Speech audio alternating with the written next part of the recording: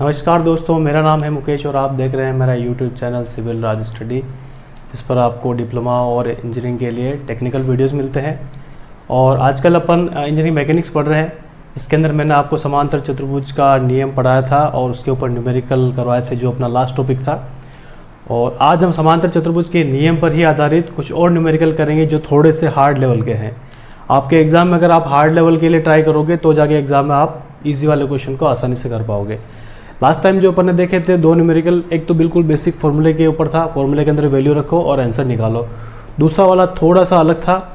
और आज का जो तीसरा क्वेश्चन है समांतर चतुर्भुज के नियम पर आधारित, वो थोड़ा और अप लेवल का क्वेश्चन है। ठीक है, अगर आप इसको समझ पाएंगे तो आपका जो लेवल है वो धीरे धीरे बढ़ेगा और इस तरह के क्वेश्चन को आप आसानी से कर पाओगे।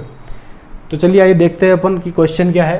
क्वेश्चन अपने पास है, दो बलों का परिमाण ज्ञात करो यदि दो बल लंबवत हो तथा उनका परिणामी बल √10 न्यूटन हो।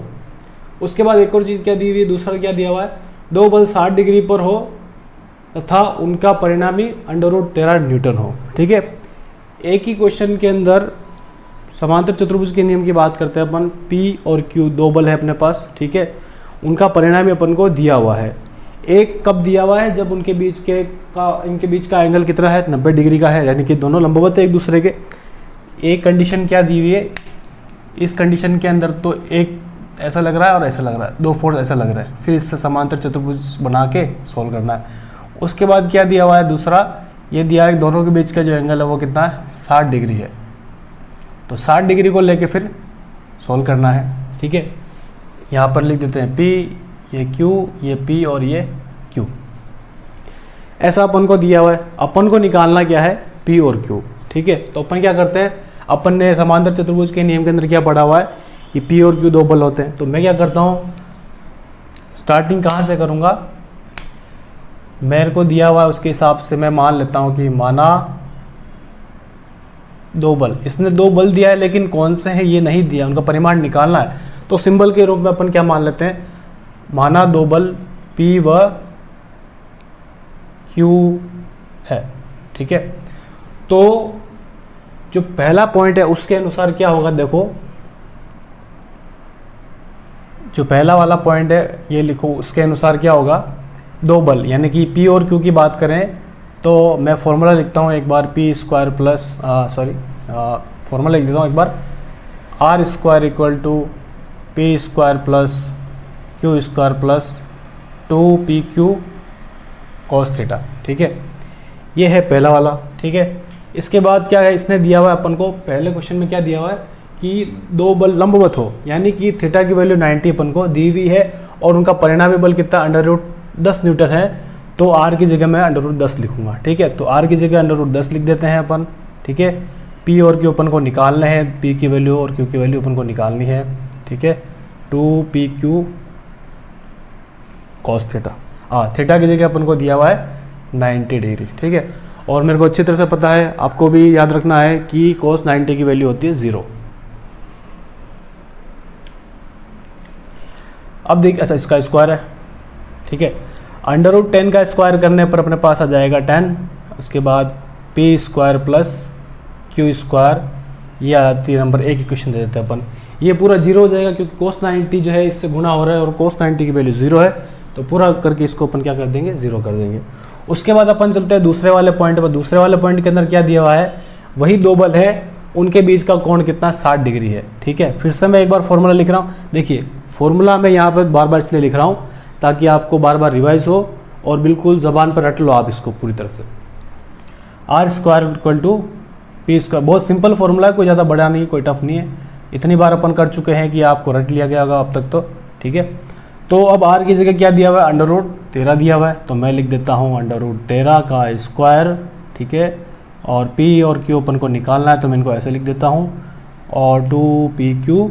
इस बार cos 90 की जगह क्या दिया हुआ अपन को, 60 डिग्री दिया हुआ। ठीक है, cos 60 की वैल्यू क्या होती है, हाफ। ठीक है, इसको मैं सॉल्व कर लेता हूँ तो ये आ जाएगा 13 यानी कि 13। ये P² plus Q² plus 2PQ cos theta. cos 60 मतलब कितना आ जाएगा, cos 60 अपने पास कितना, हाफ आ जाएगा। तो 2pq गुणा में है ये हाफ आ जाएगा, ठीक है। 2 से 2 कट जाएगा, अपना कैंसिल हो जाएगा। तो फिर से मैं एक बार जो बचा हुआ है उसको लिख देता हूँ, प्लस pq, ठीक है। इसको मैं इक्वेशन नंबर दे देता हूँ 2, ठीक है। 2 समीकरण अपने पास आ चुके हैं, ठीक है। अब इसके बाद क्या करना है मेरे को, देखो मेरे पास 2 इक्वेशन है और 2 अननोन है, ठीक है। लेकिन स्क्वायर की फॉर्मेट में है, इसलिए अगर मैं यहाँ से p की वैल्यू निकाल के अगर यहाँ कहीं रखता हूँ तो ढंग से सोल्व नहीं कर पाऊँगा, ठीक है। तो एक बार अपन क्या करते हैं, देखो 1 और 2 को देखो, 2 में से 1 को घटा दो एक बार। 2 माइनस 1 करने पर मेरे पास क्या आता है, या फिर मैं प्रॉपरली लिख देता हूँ इसको, समीकरण 2 में से 1 घटाने पर क्या रहेगा, देखो 13 में से 10 जाएगा तो बच जाएगा 3, और p से p कट जाएगा, q से q भी कट जाएगा, बचेगा क्या, pq। यानी कि pq की वैल्यू क्या आएगी मेरे पास, इसको मैं 3 नंबर देता हूँ। pq मेरे पास कितना आ गया, 3 आ गया, ठीक है। अभी भी देखो चाहे तो अपन यहाँ से सॉल्व कर सकते हैं, यहाँ से p की वैल्यू निकालो, p की वैल्यू क्या आएगी 3 डिवाइडेड बाई q। इसको मैं इसके अंदर रख के इसके अंदर निकाल सकता हूँ, लेकिन दो वैल्यूज आएगी क्योंकि स्क्वायर के रूप में है, तो अपने पास एक नेगेटिव एक पॉजिटिव आएगी, तो थोड़ा सा आपको कन्फ्यूजन होगा। इसलिए इससे भी एक आसान तरीका मैं आपको बता देता हूँ, वो क्या है, वी नो दैट, हम क्या जानते हैं कि a प्लस बी का होल स्क्वायर क्या होता है, a square plus B square plus 2ab, ठीक है।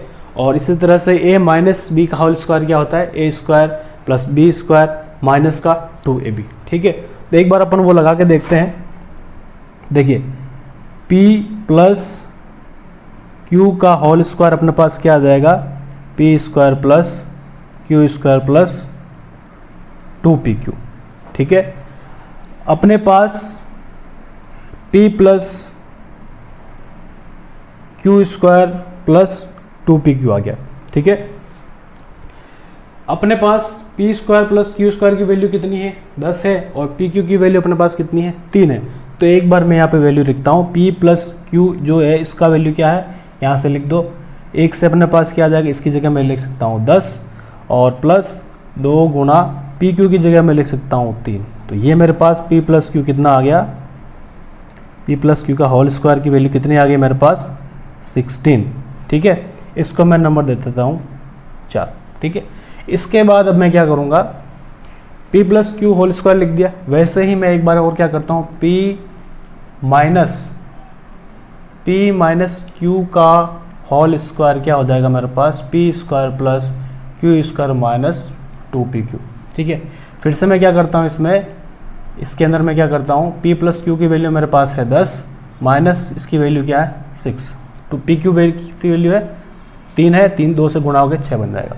तो मेरे पास क्या बच गया 4, यानी कि p माइनस क्यू का होल स्क्वायर मेरे पास क्या आ गया 4। अच्छा यहाँ से देखो मैं क्या करता हूँ, इसी के अंदर देखना वापस, इसको 4 नंबर नहीं देके मैं क्या करता हूँ, एक स्टेप और कर देते हैं इसको आगे, p प्लस क्यू स्क्वायर है, दोनों तरफ अंडर रूट ले लो तो क्या, ये मेरे पास आ जाएगा 4, ठीक है। ऐसे ही p माइनस क्यू का भी अंडर रूट ले लो तो क्या आ जाएगा इसका, ये आ गया 2, ठीक है। अब देखो इसको दे दो 4 नंबर, इसको दे दो 5 नंबर। फिर मैं लिखता हूँ समीकरण 4 व 5। थोड़ा सा ये लेंदी जरूर लग रहा होगा, लेकिन आसान स्टेप्स के अंदर यही आपके लिए सही रहेगा, आप अच्छे से इसको समझ पाओगे। 4 और 5 की बात करें, देखो एक बार तो 4 और 5 को जोड़ दो और एक बार दोनों को घटा दो। जोड़ने से क्या आएगा, देखो इक्वेशन के अंदर ये इक्वेशन को इसके साथ जोड़ेंगे तो क्या होगा, इधर वाले जुड़ जाएंगे और इधर वाले जुड़ जाएंगे, तो इसमें जो माइनस का है वो एक दूसरे से कट जाएगा। ये प्लस का है, ये माइनस का है तो कट जाएगा, और p दोनों प्लस का है तो क्या आ जाएगा, देखो अगर जोड़ते हैं, जोड़ने पर क्या आएगा मेरे पास 2p इक्वल टू इधर 4 और इधर 2 यानी कि 6, यानी कि p की वैल्यू मेरे पास आ गई 3 न्यूटन, ठीक है। और घटाने पर मेरे पास क्या आ जाएगा, इसको इसमें से घटा देते हैं, 4 माइनस ये करते हैं तो क्या होता है, इस बार क्या होगा, जो p है वो कट जाएगा और अपने पास 2q इक्वल टू इसमें से अपन इसको घटा रहे हैं, तो 2 और Q मेरे पास क्या आ गया 1 न्यूटन। देखिए कितना आसान है, कुछ भी नहीं किया मैंने। इसने जैसा कहा, इसका जिसने जैसे इसने मेरे को बोला कि भाई एक बार 90 डिग्री का एंगल है तो 10 आता है, और 60 डिग्री का एंगल है तो √13 आता है। तो एक एक बार दोनों इक्वेशन लिख दी, मेरे पास कुछ आया, थोड़ा सा मैंने समझ के क्या किया, मैंने पी क्यू की वैल्यू निकाल दी। फिर मैंने देखा कि यार मेरे पास P square plus Q square है और पी क्यू भी अलग से है, तो क्यों ना मैं पी प्लस क्यू के होल स्क्वायर में और पी माइनस क्यू के होल स्क्वायर में फॉर्मूले के अंदर इसकी वैल्यू रख दूँ। तो मेरे पास पी प्लस क्यू भी आ गया, पी माइनस क्यू आ गया। फिर इन दोनों को एक बार जोड़ दो, एक बार घटा दो, तो मेरे पास पी और क्यू दोनों आ जाता है। ठीक है, तो आसान तरीके से मैंने आपको बताया है, इजी वे में बताया है, सारी स्टेप्स मैंने बताई है आपको। ठीक है, ये समांतर चतुर्भुज पर आपका एक अच्छा न्यूमेरिकल तैयार हो जाएगा अगर आप इसको समझ लेते हैं। ये पहले भी आ रखा है 2 बार, हो सकता है एक बार और आ जाए, इसलिए इसकी स्टेप्स को देख लेना, अच्छे से समझ लेना। ठीक है, इसके लिए इस फॉर्मूले को आप अच्छे से रट लो कि भाई ये फॉर्मूला क्या होता है। ठीक है, तो ये न्यूमेरिकल तो यहाँ पर होता है। इसके बाद अपन लेते हैं नेक्स्ट वाला न्यूमेरिकल।